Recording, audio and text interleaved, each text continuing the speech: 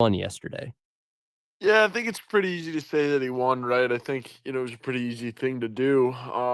This fan base was really, really excited for your hiring. And, look, we know Coach Mainieri is a very personable person. So it was not going to be too hard for him to come over and win over this fan base in his introductory presser. Now, he did it pretty well. And I think it surpassed some people's expectations of what they were truly getting here in this hiring.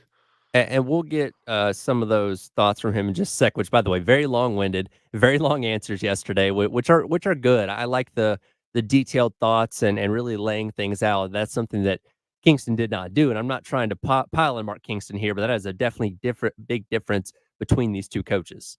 Yeah, big difference there, and I mean, it's just funny because all the coaches at South Carolina, outside of Lamont and Don Staley, really have a tendency to run a little long at press conferences. So, good to have Coach Mainieri on staff and everything like that. And again, I do, as Tyler, as you pointed out, I do think that's one of the bigger differences between him and Coach Kingston is that Coach Mainieri understands it's almost like the IU head coach of or a men's basketball head coaching job, right? You got to have to be the mayor a little bit, and Coach Mainieri understands that and is taking that role on, with a full head of steam since he's gotten here. Well, let's hear one of those clips from Coach Mainieri yesterday. Again, a little bit longer, a little over 2.5 minutes here, but this is Coach Mainieri talking about the key to elevating this program back to where it once was. This program is not in the doldrums, okay? I mean, they won 37 games last year. They won 3 games in the SEC tournament. They won a game in the regional. They're close. There's talent on this team. I know there's talent on this team. So, people say, oh, how many years is going to take? Look, I don't have a 3-year plan. I don't have a 5-year plan. I got a 1-year plan. This team, the kids that are on this team that only have 1 more year of eligibility, they don't care about 2 years from now or 3 years from now. We're going to go out there and do the very best that we can this coming year. And if we do a little bit more to supplement the team that we have coming back through recruiting and transfer portal and so forth, I don't see why we can't compete for everything right out of the gate. I didn't come here to lose. I didn't come here to be mediocre. In my opinion, Carolina baseball represents excellence. Ray Tanner, listen, Bobby Richardson and June Raines and Ray Tanner, all the great coaches of the past, they didn't work so hard to build a mediocre team. They're not happy with mediocrity, and nor will I. This is my last go around. I'm not working anywhere after here, okay? This is it. So I think we need to win now. I think we should go for it. I don't know if it's going to happen. It's a tough league. I don't know if you know that, but it's a tough league, okay? And we're going to go out there and we're going to compete our what's off every day. And if we get a few breaks and we make it happen, but I think the attitude of the players is going to dictate everything. If they're disciplined, if they care about the little things, it starts with how they conduct themselves. It starts with how they keep the locker room. It's how they respect their facility. It's how they interact with the public. It's all those kinds of things that if they're totally dedicated to a cause and we have the discipline and maybe we teach them how to handle the pressure situations a little bit better, okay? Make a big pitch, get a big hit, make a big play, run the bases, take pride in the base running. It's a cumulative thing that doesn't just happen overnight. You got to do it every day. You got to be a champion every day if you really want to hold up the big trophy at the end. And those were characteristics of Ray's teams when they were really winning big. I don't see any reason why we can't just restore that glory. And again, if we recruit the right players, coach them the right way, be dedicated to them and they're dedicated to the team, I don't see any reason why we should put limits on what we accomplish. Again, Joe, very long answer there, but a whole lot of good stuff in there. And I think the thing that he kind of hit right from the jump, which I think the fan base wanted to hear is, this isn't like a multi-year plan thing. I'm going to come in here and we're going to win right away. Like, we're going to put together a team that can make a run to Omaha in year number 1, which I think is very, very important again for them to hear. Yeah, absolutely, Tyler. I mean, I think, it was everything everyone wanted to hear at this point in the game because he's right because there is talent still left on this roster. There's a lot of building blocks that you can still have to take into revamping this team. I mean, you have Ethan Petrie for Christ's sake. Like it's there's still a lot of talent here, and he knows that, and also knows too that there's no use in trying to blow this thing up and then also trying to and then kickstart again, because that's going to take 3-4 years, especially in the SEC. So you start winning with what you have now, and then you also you have to utilize the transfer portal for what it is and NIL for what it is nowadays, because that can help you rebuild a team, a program that much quicker. So I think it's an all hands on deck, but rebuilding what you have here and then starting to play baseball and everything the right way. Well, and it's not like he's taking over Missouri, a program that's, Yeah. at the bottom of the SEC that does need to be blown up and built from scratch, essentially. You're taking over a program that's been good. And if this was, I don't know, 80, 90% of a lot of other programs around the country, what Coach Kingston did over the past handful of years would be perfectly acceptable. And like, hey, we made a couple tournaments, made a couple super regionals. That's great. But the level of expectation here is so extremely high that that wasn't good enough. So now you bring in a guy that has the pedigree to back everything up. And that's the thing to me too, is you're listening to him talk about this stuff and you can go back and reference everything that he says. Okay, he wants to go to Omaha, done that. Wants to win championships, done that. Wants to have good offense, done that. Wants to have a good pitching staff, done that. Wants to see good defense, done that as well. Like he's checked all these boxes in his past, and now he gets to bring that here to South Carolina. Yeah, exactly. And checking the boxes in the past was part of the reason why he got hired, right? And, shout out to Coach Tanner and for finally hiring a guy that is similar to himself, right? I think that was something that this fan base had wanted for a long, long time, and now that Coach Tanner has finally done it with this baseball program, it's almost like a breath of fresh air, right? When you hire somebody, it's kind of like himself, and this fan base finally gets what they want, and I think it's going to be interesting to see, how this program looks. I think it's going to be a really really good thing with another guy like Coach Tanner on top, and at the helm, because again, good baseball, has a really good sense, really good recruiter. I mean, adding Terry Rooney, we've talked about this too, has been such a key factor to this whole thing, because Terry Rooney has been one of the biggest recruiters for Mainieri and will be for South Carolina. And then you also get to keep a guy like Mainieri. So the way that things shook out for this baseball team, and then also the rest of the athletic program with all the rest of the hirings and everything like that. But it's been a pretty good week for South Carolina athletics as a whole. But and even with baseball, absolutely, this couldn't have shaken out any better. Yeah, and, my thing, I'm gonna be interested to see how the fan base reacts, like, after that first loss or after, like, losing your first series in the Yeah. SEC, because that's gonna happen. Nobody goes undefeated. That's not how baseball works. So how quickly fans would be like, "Well, I don't know about this guy." It's like, "All right, let's see what happens at the end of the season," because I do think, especially with the caliber of players that we are anticipating coming back, and again, it sounds like Ethan Petrie has all intentions to come back, and I know I saw some pictures. There were several baseball players that were there yesterday listening to the press conference. So I would imagine those guys probably have the thought of wanting to come back too. So I'd be interested to hear what their thoughts are after officially hearing from Coach Mainieri in person, because I know they had like a Zoom call with him or whatever earlier on in the week, getting to actually meet him in person for the first time, and how that's gone. And now you kind of turn your attention. Okay, what can you do in the transfer portal? What can you bring in to fill whatever holes you're going to have? Because again, you're likely going to lose Cole Messina. We know Gavin Cassis isn't going to be back next year. You have some pretty key guys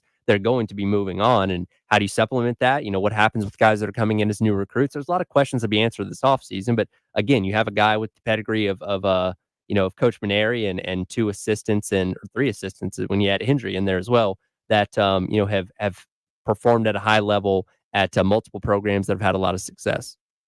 Yeah, Hendry's another great addition. Coach Mainieri talking about the Hendry addition or in all of his assistants for a good little bit there. But yeah, I think it shook out exactly the way you wanted it. For South Carolina, and now they got to start recruiting, right? Starting to assemble a roster. That's going to be worth trotting out.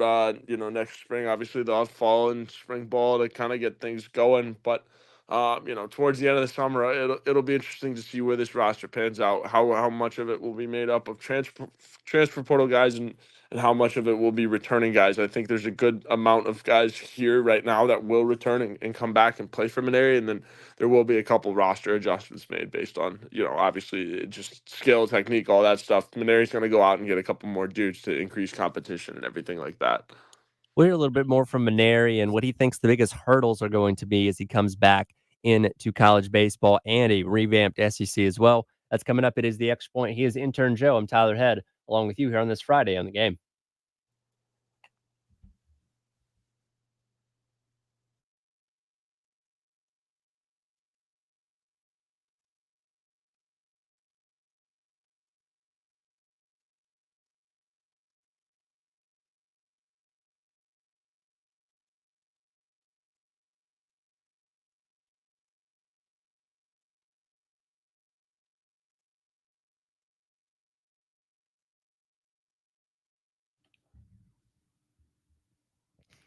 Oh, it is a busy, busy weekend for our friends over at Twin Peaks. Today is National Bourbon Day, and the Twin Peaks Bar was built to celebrate such a day. True American classics, barrel selects, and Grandpa's stash. You can't go wrong with this selection. Raise your spirits and celebrate with the best bourbon in the game. Down with our friends at Twin Peaks in the Vista. Also, College World Series gets rolling tonight. There's no place for baseball season like the #1 sports bar. Watch all the best games across Omaha over the course of the next couple days in the College World Series with our friends over at Twin Peaks. Keep the bases loaded with 29 degrees draft beers that are always on deck to satisfy you and your party, taking it all in with all the TVs as far as the eye can see, the amazing food, the amazing drinks, and everything that Twin Peaks has to offer. Again, hang out with our friends at Twin Peaks down in the Vista.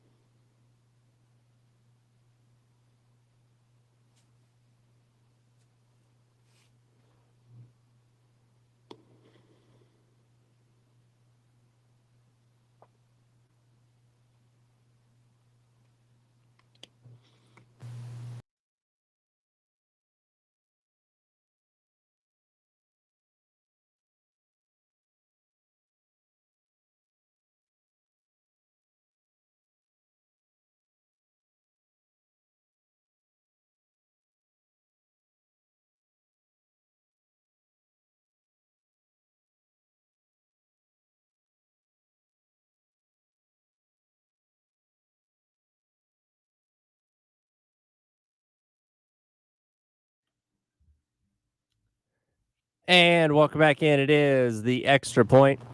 Tyler Head, intern Joe, hanging out with you on this Friday again, reacting to Coach Mainieri's presser from yesterday as we formally got introduced to the new head coach of South Carolina baseball starting in 2025. One hit, one more cut from him yesterday. One of the shorter things that he actually talked about yesterday was some of the biggest hurdles that he's going to have coming into this job and the revamped SEC. We'll hear what he had to say right here. Well, I think the league is getting tougher every year. There's a lot of great teams out there. And, let me tell you something. One year I went as a coach, our team went at LSU, our team went 13-17. We didn't make the SEC tournament. There was only 8 teams that went that year. I think that was 2011. Okay. 2 years later, we went 17-13. We were a national seed, 4-game difference. 36-21 year to 40-16 the next. 4-game difference in conference, 4-game difference overall. Went from not making the tournament to national seed. So the difference is razor thin. You win a few one-run games and you're having a good year. That's the key. You got to win the close ones. And the only way to win the close ones is with clutch hitting, poise on the mound and on defense late in the game, and a belief that you're going to finish the game off. And that's one of the things that, quite frankly, we've been proud about in our career is we've won a lot of close games, and I think it'll make the difference in the season. And again, a lot of good stuff there from Coach Mainieri, and it's going to be a tougher SEC that he's coming back into because he left 3 years ago, and the league's always been very good. But we talk about a league that put 11 teams into the NCAA tournament this year. 4 of them going to be playing in Omaha starting, today to try and go for another national championship. Oh, by the way, you welcome in Texas and Oklahoma, 2 very good baseball programs as well. So this league's only gotten tougher since he's been out of it. But again, with the guy with the pedigree of, Coach Mainieri, you believe that he's going to be able to come in here and hopefully compete right away. Oop. All right, work to get intern Joe back in here in just a second. All right. Come on. But anyway, that's what we're trying to, hope to see from Coach Mainieri as he comes back here to, to the SEC that has been, revamped and, revitalized in a lot of ways, and going to be a whole lot tougher. And I liked everything that I heard from him yesterday, where he comes in with this plan of attack, really, where it's not going to be this thing that's going to be delayed and having to wait to see what the results are going to be, where he's going to come in here and seemingly hit the ground running.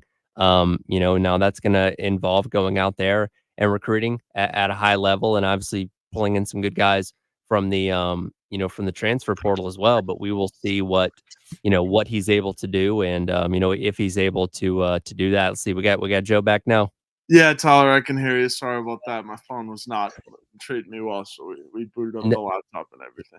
No, all good there. And I was just kind of talking about that, Coach Mainieri is coming back into a tougher SEC. And that is certainly something that's going to be an uphill battle. But when you have a guy that has the pedigree and resume that he has, you have the faith that he's going to be able to come in here and be successful right away. That does include going out there and getting good talent in the transfer portal. But when you look at, how attractive playing for a coach like him is, hopefully that brings in some high-level guys.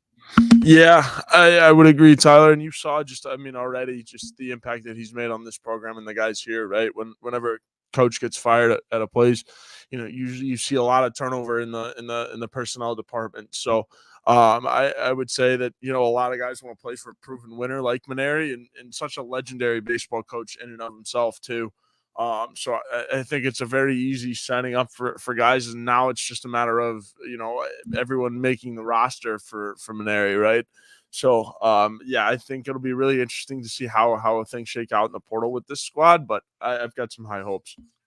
And I'm sure this wasn't his plan going into it, but in a way, he almost kind of inadvertently made mention of all the things that were concerns when it came to the Coach Kingston baseball teams here. We talked about the struggles on defense. And he mentioned, hey, we want to play good defense. And, hitting at times wasn't great. And, the importance of RBIs and stuff like that. And, balancing analytics, which again, Coach Kingston was a big analytics guy, but at sometimes to his detriment, where it's like, hey, I get that the number said this, but the eye testing your gut feel probably should have told you to do this thing. And, Coach Mainieri, rightfully so, said, hey, analytics are important. I'm not going to ignore them. It'd be stupid to do that. But sometimes you got to go with your gut. And I think that was a very welcome thing for this fan base to hear that, hey, we're going to, go in a different direction from what the previous regime was doing. And sounds like he's not afraid to play small ball either, which again was a knock on Coach Kingston, especially, towards the end of his tenure there. So in a way, he kind of checked all the boxes of what I think people were wanting to hear from the new coach.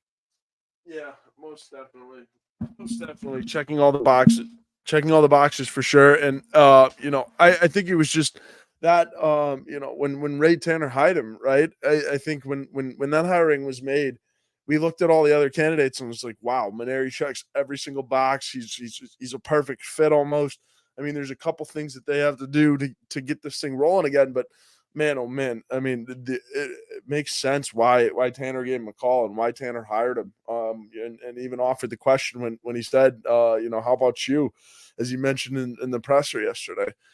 So it makes too much sense, and I think South Carolina, they made a splash with this, right? And if they didn't make a splash with this there's a chance that this baseball program, like they were trending into dormancy, right? Like if you didn't make a splash in 5, 6 years down the road of more mediocrity, it's like that 2010 and the back-to-back national championships were almost forgotten at that point, right? So crazy to think, and it's good to get a guy like Mainieri in here, who's someone who's seen the expectations, seen the expectations for a brand as big. And LSU is a massive brand, and as a whole, LSU is collectively bigger of a brand than South Carolina. But South Carolina baseball, in the nutshell of college baseball, can be a bigger brand at times than LSU. So Mainieri knows what he's doing. He knows how to handle expectations. And again, Tyler, the more we talk about it, he's checking every box. I keep rambling on here.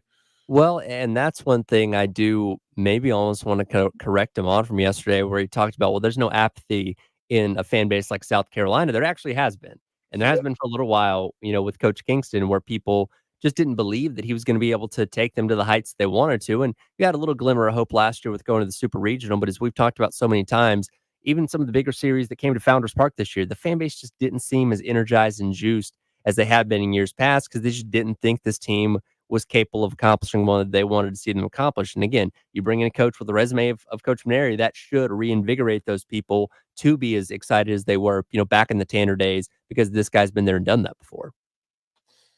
Yeah, no, exactly. The experience is yet another thing. He's been around the block. He's done that. He's managed it, and not necessarily in a modern era, but again, that's what his coaching staff, that there are resources here to help him with competing in the modern age. And at the end of the day, it is baseball. At the end, some of these guys are not the prima donnas that you can see in other sports, in terms of like needs for players and stuff like that. So he's got to get back to his roots, in recruiting and just really, coaching baseball, really, really feeling it out for what it is.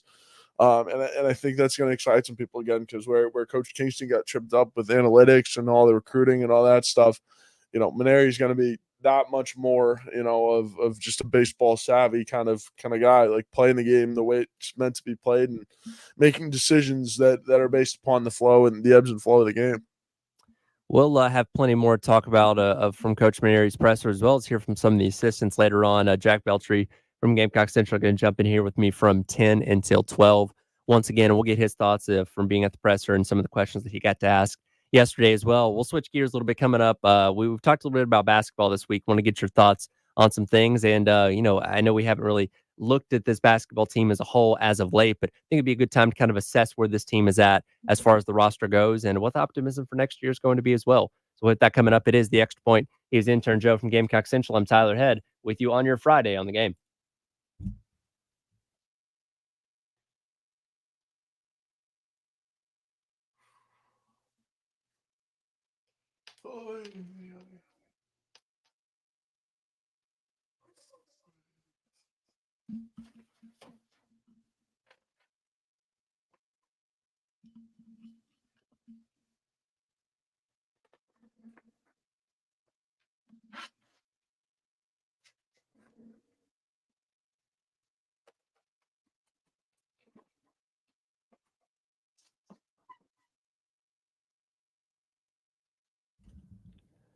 It's Tyler Head for our friends over at Canty Foundation Specialist. I tell you about them all the time, but I'll remind you once again, if you notice anything weird going on with your home, things like cracks in your exterior brick, cracks in walls or above windows and door frames, doors and windows that might be a little bit sticky, uneven or bouncy floors, or cracks over your garage door, any of those problems could be signs of serious foundation issues with your home. And if you have any of these serious foundation issues, you need to get them addressed right away so they don't get any worse. Head on over to cantycanfixit.com and schedule an appointment with our friends over at Canty Foundation Specialists. They'll send a professional out to your home to evaluate what's going on with your home's foundation and get it fixed up just right so you and your family can live comfortably going forward. Again, Canty Foundation Specialist. Go online to schedule an appointment today at cantycanfixit.com.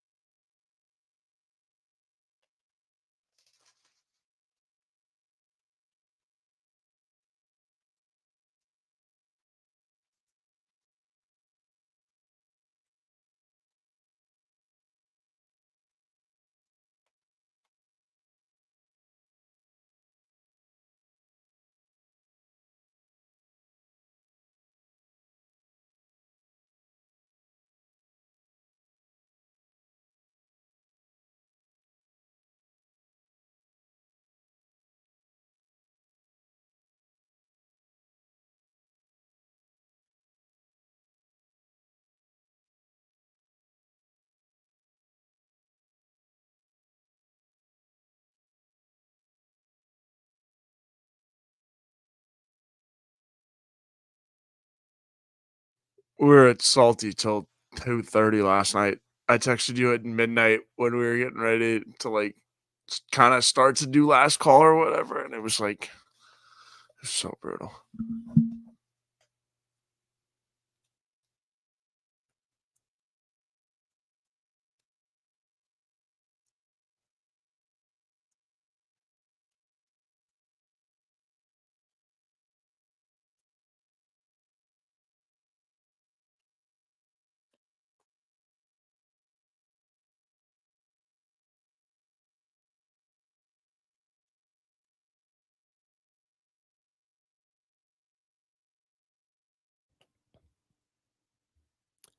And welcome back in. It is the Extra Point. Tyler Head, intern Joe, along with you on this Friday. It is time to talk some hardwood, sponsored by our friends over at Georgia Pacific. And Joe, earlier this week, we got the news that South Carolina, as a part of the SEC ACC Challenge, drew Boston College, which I'm effectively going to call the Mike Yuva special. And I don't know too many people that are overly excited about this one because BC is not exactly a top tier program in the ACC and has not been for a very, very long time. But hopefully, it'll be an opportunity for this team to get a win on the road and put together a good non conference slate this year. Yeah, they're shipping them to Boston. That game sounds like a delayed flight waiting to happen, with that game late in the year, and shout out to Yuva too, for obviously Boston, whatnot. But yeah, no, I mean, I would have liked to see my hometown Notre Dame Fighting Irish on that ACC opponent, but I'm assuming within years to come, that'll switch. But I think it's a good matchup, right? You're already playing, I don't know IU's in the Big Ten, but in terms of your other, out of conference matchup, you got to go to Assembly Hall and play IU. Mike Woodson, his team up there. But yeah, no, I think this men's basketball team is going to have a lot on their plate as it comes into this year. A lot of expectations, but also after losing the guys that you did, I think Lamont's still playing with kind of a shuffled deck here. Yeah, no, absolutely. And talking about those expectations, which again we've kind of been hyper focused on expectations when it comes to baseball, but when you have a team like Lamont Paris's that gave you the taste of the tourney this past year for the first time since that Final Four run, I mean that's really going to be the bare minimum of expectations going into next year. Where it's like, okay, you should at least get back here, if not win your way into the round of 32, coming up next year. And obviously, look, the SEC is tough and it's going to get tougher, much like every other sport with the addition of Texas and, in Oklahoma. So you're going to be fighting, even more upstream when it comes to those two teams coming in the conference. But, Carolina showed the ability to shock the entire nation with exceeding expectations this past season. So they're now going to be going into 2024, 2025. I don't know. I'd say probably somewhere projected around, what do you say, seventh or eighth in the conference. Is that maybe too generous or too conservative? But more opportunity to maybe exceed those expectations once again. Yeah, I agree. I think, Lamont Paris and the way that he's recruited this team, gone into the portal, gotten Nick Pringle from Alabama, and just kind of restocked this roster from what he was missing, is really awesome. And I think it's going to be the same energy, same kind of teamwork style team, and it'll be interesting to see how quickly Lamont can get these boys playing together, playing on the same page, in the same brand of basketball. But I think the hopes are still high. And the as far as they went last year, making the tournament, obviously you lost to Oregon in the first round, but there are hopes in the men's basketball team, and I think that's really all the fan base really wanted. And is it too early in the Lamont Paris era to really start chucking expectations, tournament or bust kind of? Yeah, I think so, but in terms of how I think they'll shape out this year, I think the tournament's probably a good standard of where you are, and obviously as you go along in college basketball, you want to do better as you did or than you did the year prior. I think that's one way to stay afloat and one way to survive. But so I think a lot of underestimated guys in on this roster again with a lot of you have a lot of returners. Obviously, they're going to step up. Colin Murray Boy is one of those guys. But yeah, this roster construction is really good, and shout out to LP for being able to get it done in the portal so far. Well, and there's no doubt that you lost really key pieces. Talon Cooper, who was obviously the catalyst for running the offense, and brought in more experience than you're usually going to be able to find in the transfer portal with just the sheer amount of basketball that he played prior to coming to South Carolina. Obviously, BJ Mack was an important part of this team. Michi Johnson transfers back to Ohio State. So, he's somebody that you were expecting to become one of the focal points of this team coming in next year. But I can tell you, I'm really excited just to see what Colin Murray Boyles is going to be like in year number 2. And again, we didn't even get a full year of him this season, but he still blew people away with what he was able to do as a true freshman. And now going through an entire offseason, knock on wood, he can avoid mono this offseason and actually start the season healthy next year. Like, I just can only imagine the kind of steps forward he's going to be taking in year number 2. And there's still this 3-point shot that we haven't really gotten to see out of him in his time here at South Carolina. Like, what's going to be the development of that this offseason, and is he going to be able to bring that to the table when the season starts in the fall? Yeah, the development of his game is going to be really fun to watch. We watched it before our own eyes on the floor at Colonial Life. From having mono at the beginning of the year, down now to just fully healthy and having a full off season to work. I think it's super beneficial, and again, he's going to be the superstar of this team going forward. I mean, I think Nick Pringle will help out as well. But in terms of, if you can point to a guy and say, this is going to be our guy going forward, he's going to win us some basketball games, it's got to be CMB. Absolutely, and then you bring in another high profile freshman in Cam Scott that, you got after he decommitted from Texas a while back, and I don't know if he's necessarily gonna be somebody that's gonna come in year number 1 and make a huge splash like Colin Murray Boyles did, but if he does, then that's fantastic, and you certainly find a way to get him on the court if that is, certainly the case, but when you look top to bottom, this roster is very, very solid. You mentioned the guys they brought in, from the transfer portal, Nick Pringle, Jordan Butler, guys like that, Jamari Thomas, so plenty of reason to be excited about what this team's going to be in 2024 and 2025. And, again, hopefully that this year was just kind of the start of what's going to be a long and successful tenure for Lamont Paris here in South Carolina. Yeah, it is. And again, LP doing the God's work in the portal and everything shaking out so far so good. So you just need these guys to start bonding, right? It's that time where summer workouts start to kick in, and then obviously I think there won't be a Bahamas trip this year, but I know that they will. There is some element of team building at the beginning of the year, so these guys got to get off on the right foot from the jump, and I think that's one of Lamont Paris's best strengths is getting the team, to rally around each other and find chemistry where it may not be. Yeah, don't quote me on this. I might be incorrect, but I think you can only do the out of the country trips. Is it every 3 or 4 years, something along those lines? I think so. Yeah, it's probably close. So, yeah, not gonna get to go back to the Bahamas this Yeah. year, unfortunately, but I'm sure they'll have some good team building, which again, they referenced that Bahamas trip so much throughout the season on what it did for the team chemistry and the bonding that they had, especially when you brought in as many guys from the transfer portal where that they just weren't familiar with each other. So having that trip, having that chance to bond really went a long way, and whatever they end up doing this, off season before the season rolls around, hopefully, proves to be just as beneficial, and we're talking about them playing meaningful basketball in March once again. Yeah, and it'll be exciting because Lamont, he has that way of coaching these guys and making sure the chemistry's so good that it's hard not to fall in love with these teams, right? I think last year was a perfect case. Because the way they play the game, because of the way that this team is engineered, and just the scores and the personalities of these guys on this team, it's really hard not to like and really hard not to get behind and root for a team like this.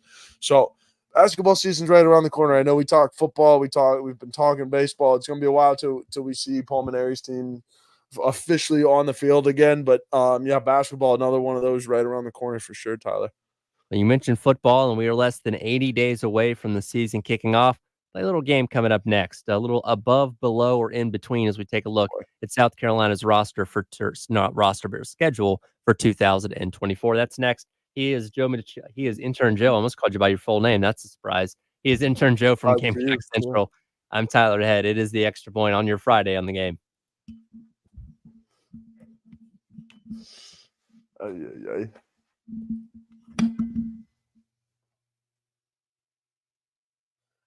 Secret's out, Tyler. I have a full name.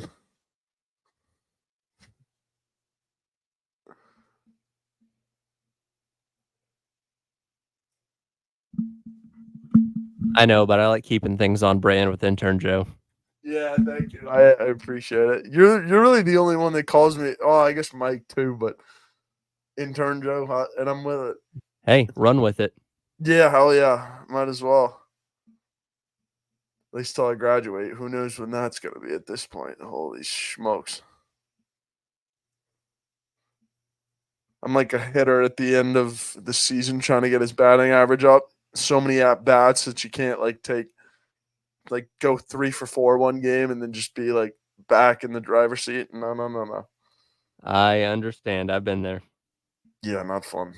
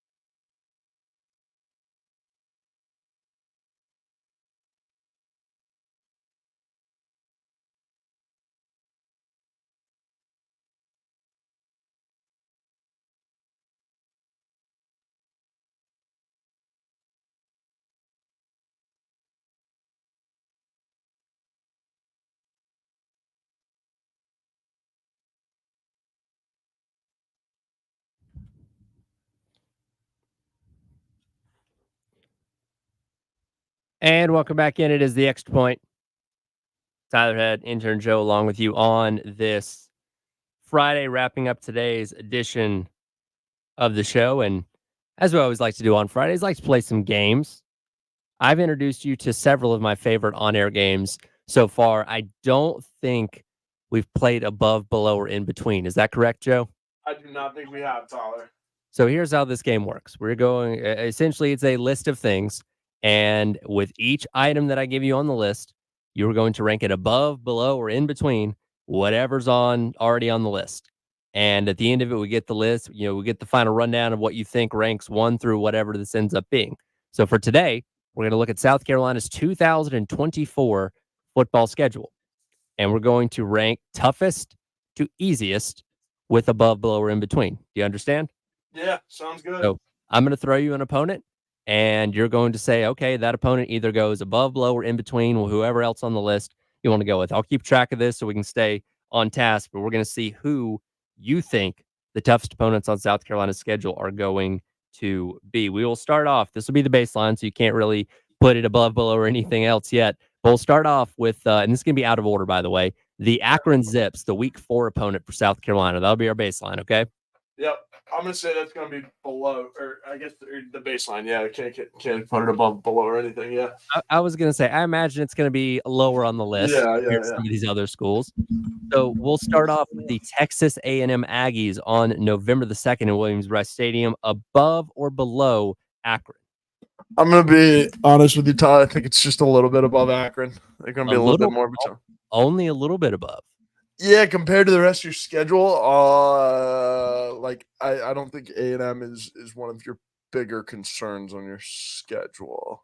It's going to be interesting. I think Mike Elko has the ability to turn that program around pretty quickly. I don't know if it's going to be a year one turnaround type thing, and kind of similar to South Carolina baseball. A&M wasn't like disastrously awful under Jimbo Fisher. They were just kind of okay, but they definitely, for what they were paying him, they were not getting the results that they wanted. Oh, no, absolutely not. I think, and it'll be interesting to see with Elko, because you know who he opens the season with is Notre Dame at A&M. It's a home game against Notre Dame, so we'll see how this Mike Elko regime at A&M is going to be. I don't think it'll be better than Jimbo. I think even the successes and the lacks of failures that Jimbo had, I don't think anyone's going to be able to replicate that. You're going to need somebody like, a lot better to come in there and do a better job than Elko and what Jimbo did. Okay, so we got two teams on the list, A&M 1 and Akron number 2. As of right now, we will go to Ole Miss October the 5th at Williams-Brice Stadium as well. Above, below, or in between our list that includes Texas A&M or Akron. I'm putting them above both of them. I think Ole Miss is one of the biggest games of the year. I think Ole Miss, I'm putting them in my playoff already. Just be completely honest with you. I think this is a team that maybe not like in the SEC championship good, but I think they have the ability to occupy one of those at-large spots to make it in the playoff this year. Yeah, if they can just find a way to hold on and keep winning games, right? We know how dynamic this offense is, Lane Kiffin's offense is, and then you add so many dudes in the transfer portal and this defense playing under Tommy Golding. I think Lane Kiffin, all they have to do is survive in advance. They score a lot of points. They play decent defense, but survive in advance. They're going to win, a bunch of games, as we know, but they can't lose, the wheels at the end that wind up getting a couple losses. So. All right, so now we go to our week 1 opponent. We'll go ahead and throw this one out there. We'll go Old Dominion Monarchs. Where do you slide them on the list? Below everybody. I've got even below Akron. Even though that weekend, I mean, in terms of a weekend standpoint, that could be one of the best weekends of the year. Hootie and the Blowfish here Thursday, Friday, 3:00 kick, I think 4 o'clock kick. 4:15. Yeah, so not bad. You still got bake in the sun a little bit, but I don't think Old Dominion will be too much of a problem. Intern Joe disrespecting the Monarchs. Okay, we'll go to the week after Ole Miss on the road at Alabama. Where are you sliding them in? I'm sliding them above Ole Miss. I think number 1. Okay. Yeah, I have them at number 1, and I think they will be. I think just because it's the Alabama factor, man, it really is. And even though Nick Saban's not at the helm anymore, I still think they're still Alabama. DeBoer was gifted that program in the name Saban or image and likeness of Saban, right? And everything like that. It's being passed down to from the father to the son almost. So I still think Bama's better than Ole Miss right now, just because again it's Alabama, it's Kalen DeBoer, and Ole Miss is Lane Kiffin. They tend to lose some games when they're not really fully concerned and caring and paying attention. All right, we'll speed run through into these next couple. Let's go Vanderbilt in second week in November. I got that one between Akron and A&M. Okay, we'll go right or 2 weeks after that, Wofford Terriers. I'm gonna also go between Akron and Old Dominion. I do not think Wofford is that So great. is that above or below Vandy? And then I'll put it below Vandy. Below Vandy. All right. Missouri Tigers the week before that in mid-November. I'm going to go above Texas A&M. Above A&M. All right. So we'll slide them at the number 3 spot. 3 Okay. spots. Yeah. On the road at Oklahoma, third Saturday in October. I'm also going to go below, or well, just below Ole Miss. So on the other side of So it's going to be between Ole Miss and Mizzou. Yep. All right. So here, all right, 9 on the list, 3 more to go. Week 2 contest, big one on the road in Lexington, Kentucky. I have that one. Let's see. I'll put that just below Missouri there. Missouri, so between Missouri and A&M. A&M, and then right after that, LSU comes to town.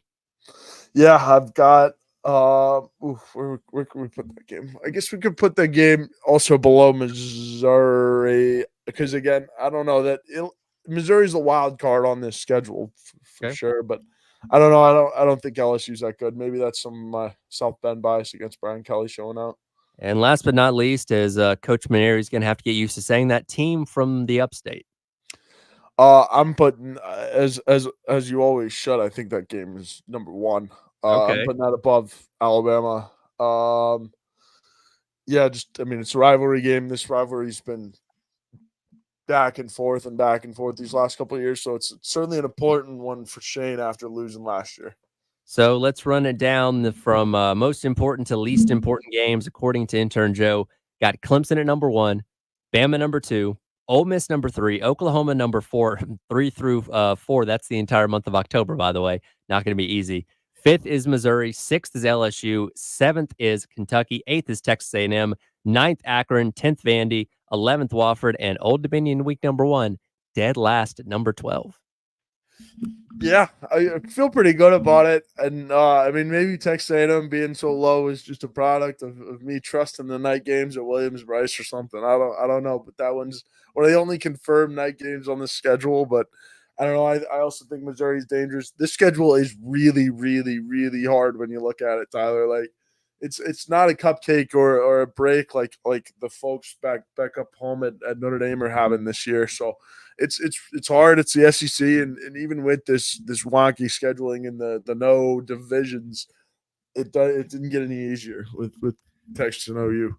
No, absolutely not. And, the hope's going to be they can at least make it back to a bowl game. And then whatever happens past that will certainly be gravy. But just getting back to the postseason will be a win for this team if they can indeed do that. Appreciate it as always, Intern Joe. We'll check back in with you next Friday. We're not going to have a coaching search to talk about. We'll have to find some new things to discuss next week. That's kind of carried us these past couple of weeks. Yeah, Tyler, man, it's always fun hanging out. And yeah, we'll have to find something, man. Pro sports, maybe you'll have to pick my brain about that. I don't know. Us Northerners, we've got some interesting opinions about pro sports, so we'll find something to talk about this summer, my man. But I always appreciate you having me on. Absolutely. Jack Belcher going to jump in here with me for the next couple of hours as the extra point rolls along. Again, Intern Joe hanging out with me each and every Friday as he always does here on The Game.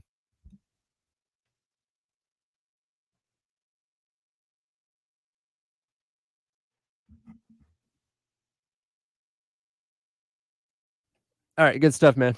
Sweet. Thanks, Tyler. See ya. See you next week. Sorry about this morning. It was All good.